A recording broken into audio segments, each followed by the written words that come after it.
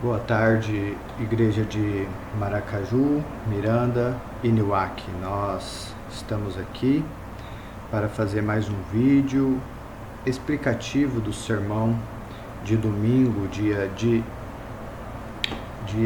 10 de dezembro de 2023.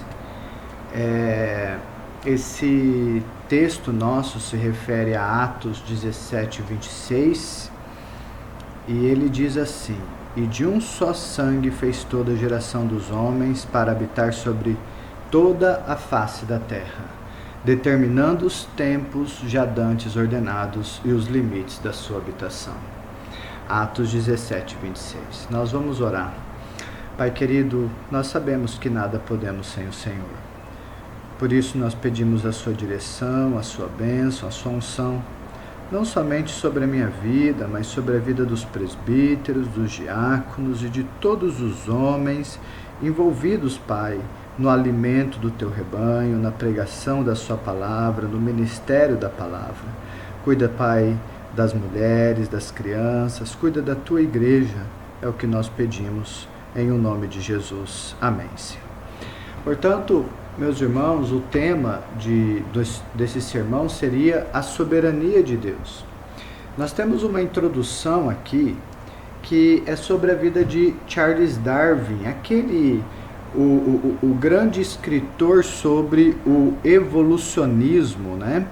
E o que muita gente não sabe dessa história.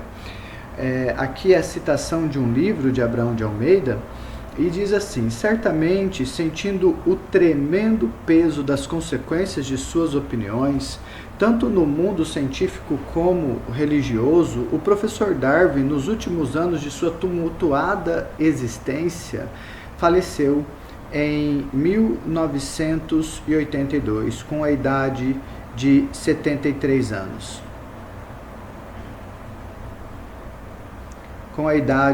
De 73 anos. Revelou-se pesaroso pelo que fizeram de seus escritos. Uma conhecida cristã de Northfield, de nome Lady Hope, que visitou Darwin nessa ocasião, relatou o seguinte: num belo dia de outono, dos que raramente se experimentam na Inglaterra, fui convidada a visitar o Dr. Darwin, que durante os seus últimos anos passava os dias na cama. Quando entrei no seu quarto, um sorriso acolhedor iluminou seu rosto, ao mesmo tempo que com uma das mãos indicava a paisagem que, através da janela aberta, se podia contemplar, na outra mão segurava uma Bíblia aberta. O que está lendo, senhor professor? Perguntei-lhe enquanto me assentava ao pé da cama. A Epístola aos Hebreus, respondeu Darwin. Mais uma vez, a Epístola aos Hebreus, chamo-lhe um livro divino, não é maravilhoso? Em seguida, indicou-me o que acabara de ler e explicou-me. Aproveitei para fazer referência a respeito da criação e dos primeiros capítulos de Gênesis. Notei que ele ficou mal impressionado e várias vezes passou a mão sobre a cabeça, dizendo por fim: eu era ainda bem novo naquele tempo e tinha algumas ideias mal formadas e compartilhei a outros. Para minha grande surpresa, essas ideias pegaram e os homens fizeram delas uma espécie de religião. Darwin parou um pouco para pensar e depois continuou suavemente, proferindo palavras acerca da glória de Deus e das grandezas do livro que segurava em suas mãos. De repente disse-me: tenho uma pequena casa no parque,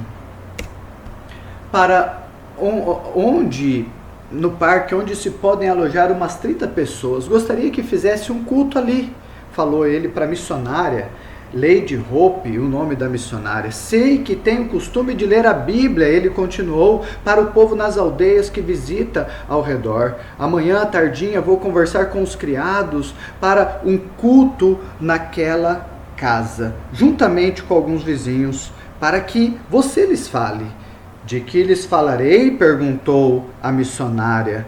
De Jesus Cristo, respondeu Darwin, com voz firme, e da sua salvação, continuou baixando a voz. Não é o melhor assunto que se pode escolher, e ao mesmo tempo tem de cantar alguns hinos com eles. E é muito interessante porque o próprio Darwin, o criador do evolucionismo, ele na verdade estava profundamente arrependido de seus escritos.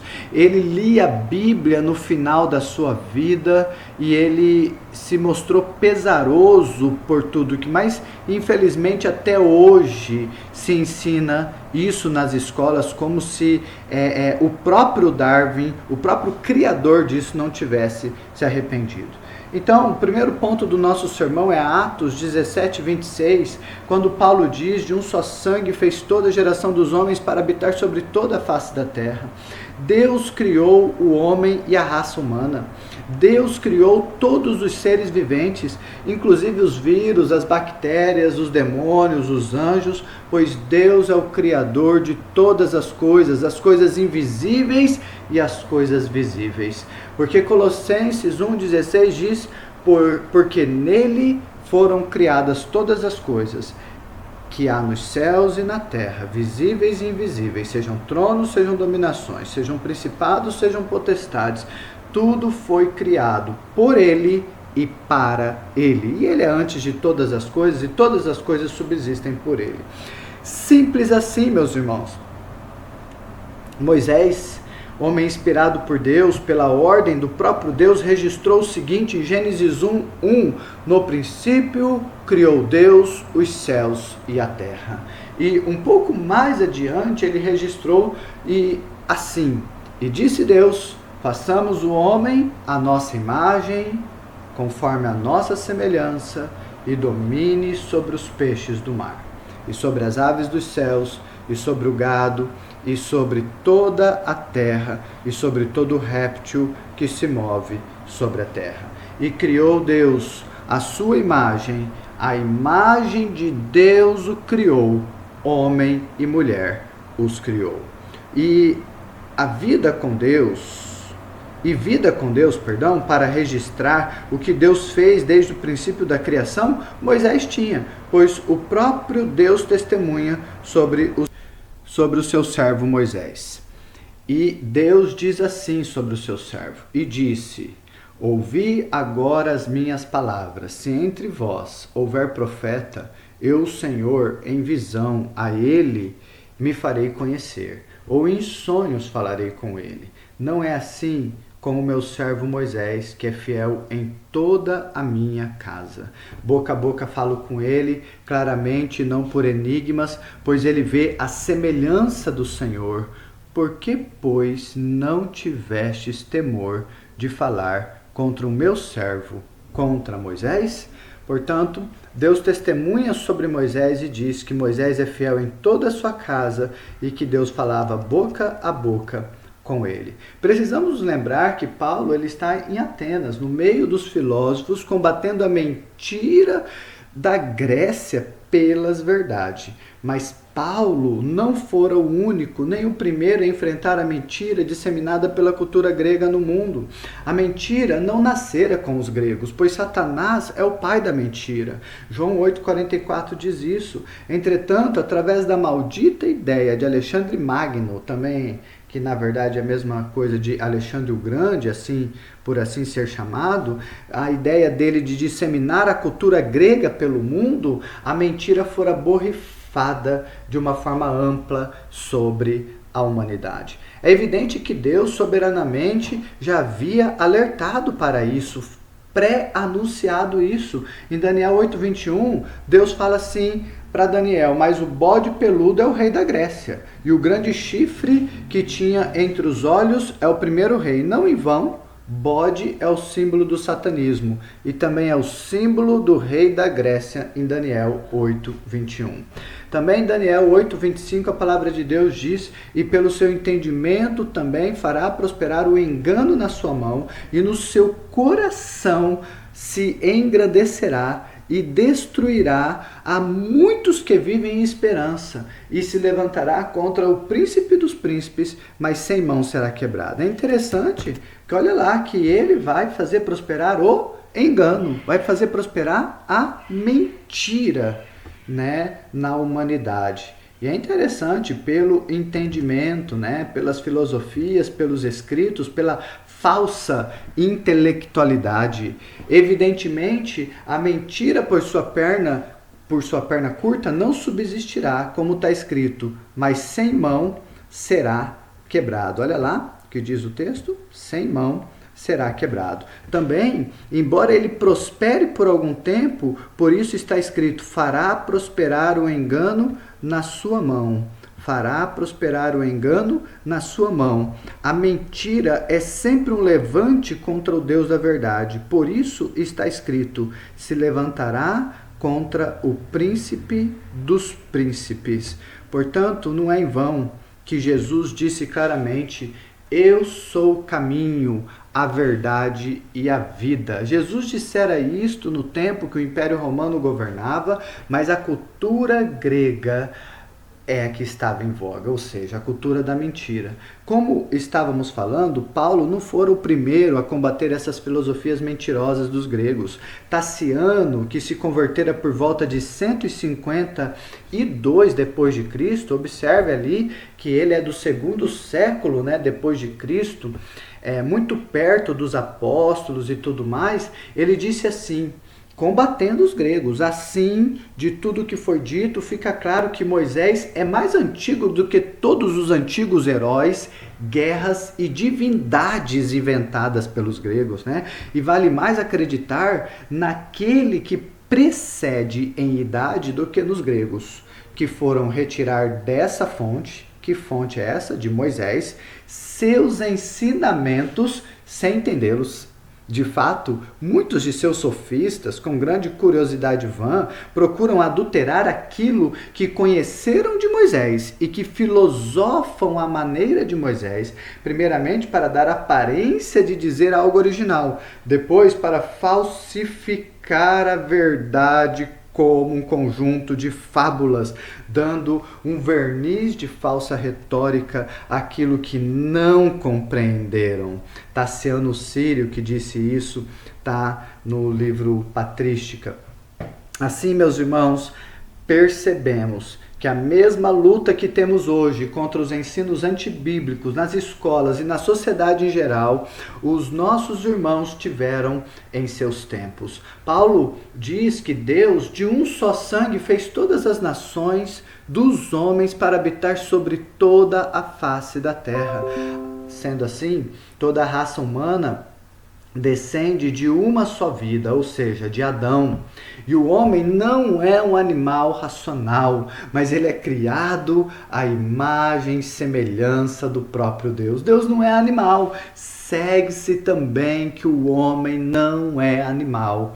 Todas as mentiras disseminadas no mundo, infelizmente, dentro da igreja, elas devem ser desarraigadas com a mesma arma que Paulo utilizou em seu sermão, isto é, com a verdade da palavra de Deus. Faz-se necessário ainda afirmar que naquela cultura mentirosa ateniense que dominava o mundo na época e domina até hoje, Jesus fez a boa confissão diante de Pôncio Pilatos dizendo, Pôncio Pilatos pergunta para Jesus, logo tu és rei? Jesus respondeu, tu dizes que eu sou rei, eu para isto nasci e para isso vim ao mundo, a fim de dar testemunho da verdade, todo aquele que é da verdade ouve a minha voz. Assim como Moisés, Jesus, Paulo e muitos outros, nós também devemos dar testemunho da verdade. Dessa forma, é mentira que o homem é fruto da evolução e o mesmo se aplica a toda a criação. As coisas não vão evoluindo,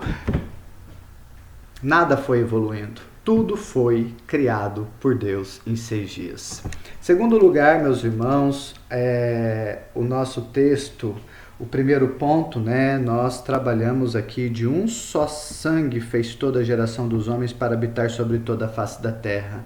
Ou seja, de Adão, Deus criou todos os habitantes que estão sobre a face da terra. Depois, diz que Deus determinou os tempos Deus também determinou os limites da sua habitação, e se sua se refere à habitação dos homens, e ele ordenou tudo isso antes, ou seja, antes que tudo isto houvesse. Por isto indica a soberania de Deus. Deus não apenas criou o homem e o mundo e tudo que nele há, mas como já vimos, ele é Senhor de tudo. O senhorio de Deus diz respeito a ele estar no perfeito e total controle de todas as coisas que acontecem, seja no céu, na terra, debaixo da terra. A soberania de Deus, que tem tudo a ver com o senhorio de Deus, diz respeito a Deus ter ordenado tudo antes que acontecesse. Verdadeiramente, esta é uma doutrina bíblica inegável. Entretanto, o erro de muitos defensores da soberania de Deus tem sido entrar na esfera onde Deus não revelou aquilo que não está revelado, né? Então, o que não nos está revelado não nos pertence. E mais ou menos como aquilo que Tassiano falou para os gregos, são vãs especulações, são curiosidades vãs, né? Deuteronômio 29 diz que as coisas encobertas pertencem ao Senhor nosso Deus, porém as reveladas nos pertencem a nós e a nossos filhos para sempre, para que cumpramos todas as palavras desta lei. Sabemos que Deus é soberano, mas nós não somos. Sabemos que Deus elege, mas nós não sabemos quem são os eleitos. Embora pelos frutos de cada um se pode ter uma ideia do tipo de árvore que cada um representa. Mateus 7,20 diz, pelos frutos os conhecereis.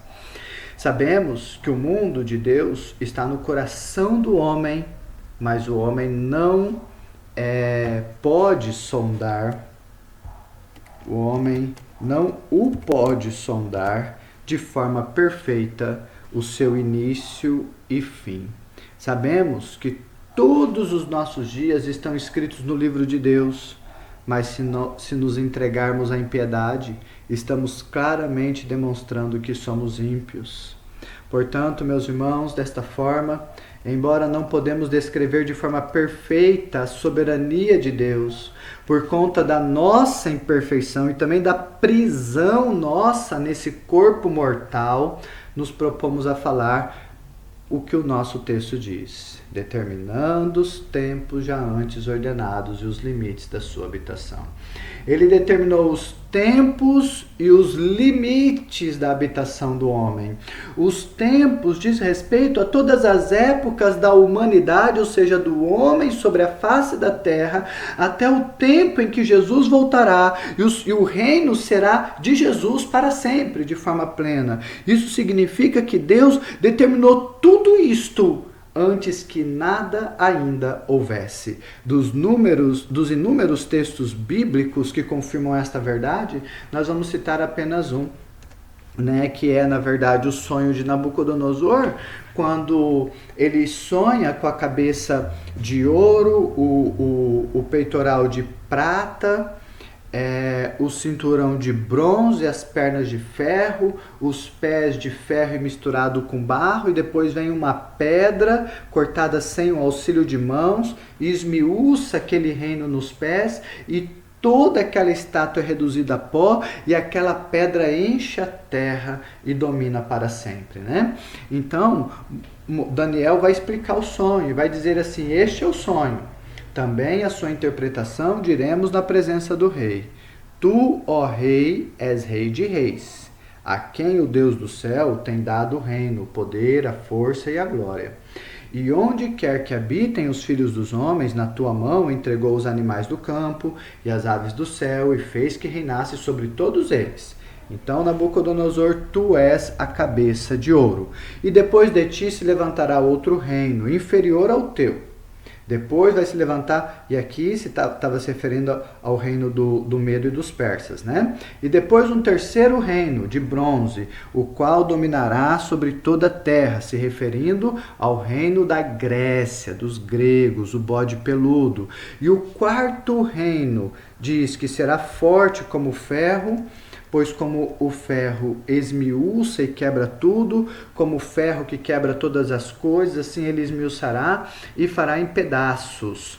E essa parte aqui é muito interessante, é o Império Romano. E realmente, o Império Romano ele é um reino que ele veio, ele de fato esmiuçou, ele é forte, ele prevaleceu, porque infelizmente, não vamos dizer assim, mas até hoje nós temos resquícios do Império Romano, né? O próprio Vaticano e tantas outras coisas. E quanto ao que viste dos pés e dos dedos em parte de barro, de oleiro e em parte de ferro, isso será um reino dividido. Contudo, nele alguma coisa haverá da firmeza do ferro, pois viste o ferro misturado com barro, de lodo, que é o tempo que a gente vive hoje, é esse reino que ainda existe. Olha o ferro está aqui, o Império Romano ainda continua no nosso meio, né? Mas ele é um império misturado, é um reino misturado. E como os dedos dos pés eram em parte de ferro e em parte de barro, assim por parte o reino será forte, por outra parte será frágil. Quanto ao que viste do ferro misturado com barro e de lodo, misturar-se-ão com semente humana, mas não se ligarão um ao outro, assim como o ferro não se mistura com o barro. Mas nos dias desses reis, o Deus do céu levantará um reino que não será jamais destruído, e este reino não passará a outro povo, esmiuçará e consumirá todos esses reinos, mas ele mesmo subsistirá para sempre. Jesus é o nome desse rei, de maneira que viste que do monte foi cortada uma pedra sem auxílio de mãos, e ela esmiuçou o ferro, o bronze, o barro, a prata e o ouro. O grande Deus fez saber ao rei o que há de ser depois disto, certo sonho, e fiel à sua interpretação. Todos os tempos da humanidade, meus irmãos, irmãs, até a vinda de Jesus, estão resumidas no texto acima. Deus já determinou todas as épocas da humanidade. Não adianta o homem querer mudar os tempos por ações humanas. Presta atenção que nós estamos falando, por ações humanas, exceto pelo joelho e pela oração, pois este poder nos foi dado pelo próprio soberano Deus de invocar os céus, e por vezes Deus parou o sol e a lua, que na verdade o sol e a lua é indicação de tempo, meus irmãos, é indicação de época, e Deus parou por causa dos seus servos, como foi o caso de Josué. E em Marcos 13:20 a Bíblia diz: se não fosse tais dias abreviados, mas esses dias são abreviados por causa dos eleitos. Ou seja, Deus, ele dentro da sua soberania, ele abriu para o próprio homem, para os próprios crentes mudarem, segurarem, fazerem coisas, mas por acesso pela oração, porque quem vai fazer é Deus, não é você indo em Brasília levantando faixa que você vai fazer isso, é Deus, é a intervenção de Deus sobre a face da terra, por orar a Deus, por se humilhar perante Deus, e gostem ou não, isto está dentro da soberania de Deus. Quanto aos limites da habitação humana, é óbvio que as nações do mundo estão divididas de acordo com as línguas de cada uma. Limites são fronteiras, são termos. Então, limites da habitação humana. É óbvio que as nações do mundo estão divididas de acordo com a língua de cada uma. Tudo isso é bíblico. E é história, com E, da carochinha, que cada povo veio desenvolvendo sua escrita e língua e etc., que o homem no começo não sabia se comunicar e etc. Desde a criação do homem, o homem já sabia falar e se comunicar. Gênesis 3, 9 a 24, você vai ver que Deus conversava com o homem conversava com Deus, Deus perguntava, o homem respondia, e assim sucessivamente. Nós sabemos que depois do dilúvio, pelos 3 filhos de Noé, se povoou ou se repovoou a terra, né? Porque Deus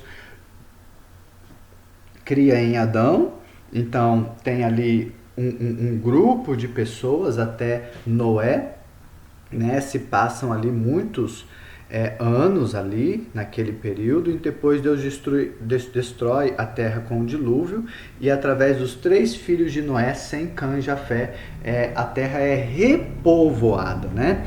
Gênesis 10:32 diz: estas são as famílias dos filhos de Noé, segundo as suas gerações, nas suas nações. E destes foram divididas as nações na terra depois do dilúvio. Sabemos também que, depois do dilúvio, os seres humanos falavam todos uma só língua. Tanto antes como depois, eles falavam uma só língua. E não queriam se espalhar pela face da terra. Deus, então, confunde a língua deles. Isso está registrado na Bíblia, Gênesis 11, versículo 1. E era toda a terra de uma mesma língua e de uma mesma fala. No verso 6 em diante, até o 8, diz: e o Senhor disse: eis que o povo é um, e todos têm uma mesma língua, e isto é o que começam a fazer, e agora não haverá restrição para tudo que eles intentarem fazer. Observe que Deus está tentando frear a maldade humana e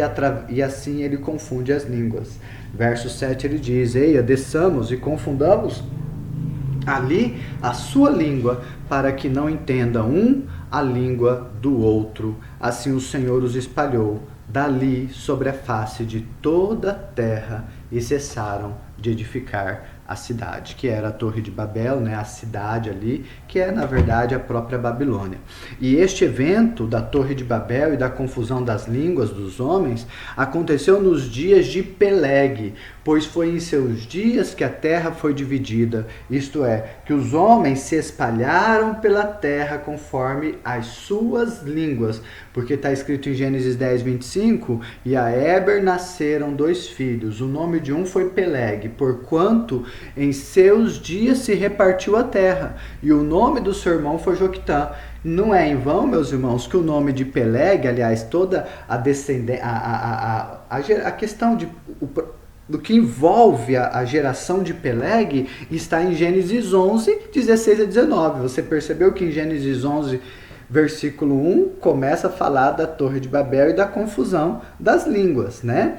E aí termina ali, e depois, já no verso 16 até o 19, ele vai falar de Peleg. Viveu Éber, e Éber tinha 34 anos e gerou a Peleg, que na verdade, meus irmãos, Peleg ele viveu naquele tempo, e foi nesse tempo que Deus dividiu as nações.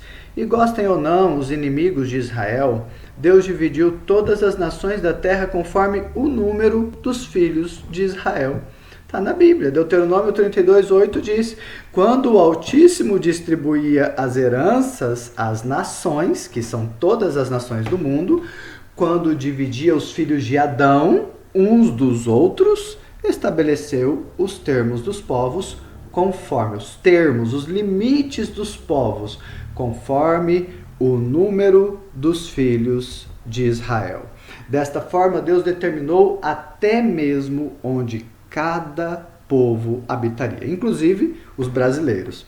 Conclusão: diante da soberania de Deus, meus irmãos, nos resta nos dobrarmos diante das santas palavras de Deus. Em Isaías, o próprio Deus diz assim: anunciai, e chegai-vos, e tomai conselho todos juntos. Quem fez ouvir isto desde a antiguidade?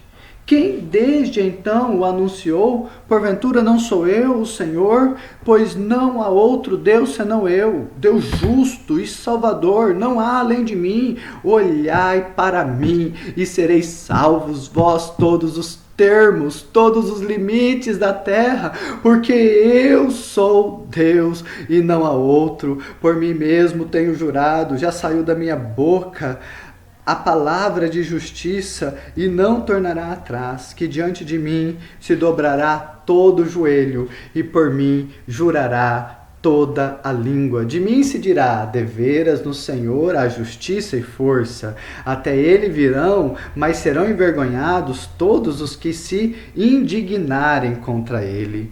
Mas no Senhor será justificada e se gloriará toda a descendência de Israel. Sobre esses termos aqui eu estava falando hoje cedo com meu irmão João, meu irmão de sangue, né?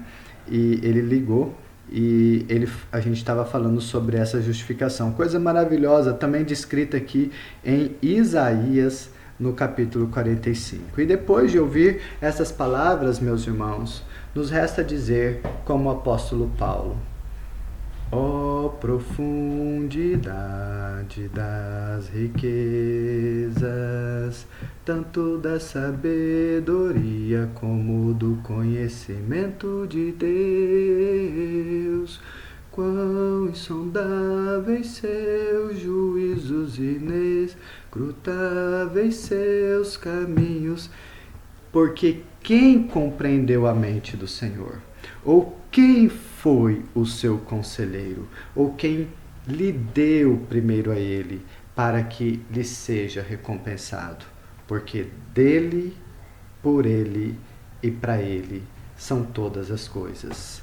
Glória, pois, a ele eternamente. Amém. A soberania de Deus, ela é profunda, ela é inexplicável, mas ela é real. E aquilo que nós podemos falar, que Deus sabe, Deus é soberano, Deus estabeleceu as coisas, nós devemos falar, porque é a palavra de Deus. Deus abençoe e que Deus use poderosamente os seus servos no domingo à noite, no domingo de manhã. Deus abençoe a igreja de Maracaju, Miranda e Niuaque.